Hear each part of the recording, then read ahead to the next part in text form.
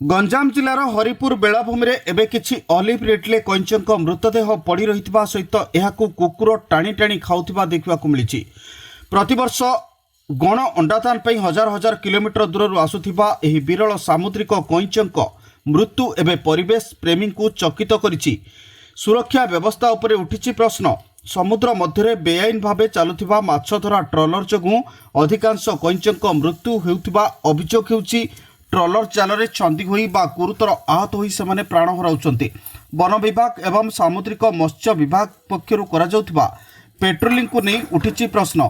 कईंचक सुरक्षा पई सरकारी स्तर में नो फिशिंग जोन घोषणा करा जाइतिले मध्य एहार कड़ाकड़ी अनुपालन हेउछि कि नहीं ताहा उपरे उठिछि प्रश्न। प्रतिवर्ष नवेम्बर 1 रु मे 31 पर्यंत आर्यपल्ली ठारू प्रयागी पर्यंत नो फिशिंग जोन करा जाउछि।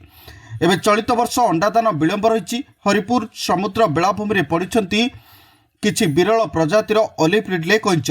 आज भोरु एभली ऑलिव रिडले कईंच माने मृत अवस्था पड़ रही देखा पाई स्थानीय बासिंदा। वर्तमान ऑलिव रिडले कईंचक गण अंडादान प्रक्रिया आरंभ होता बेले कईंचक एभली मृत्यु को नहीं अनेक प्रश्नबाची सृष्टि होइछि। ऑलिव रिडले कईंचक किभली मृत्यु होइछि ताहा अस्पष्ट रही।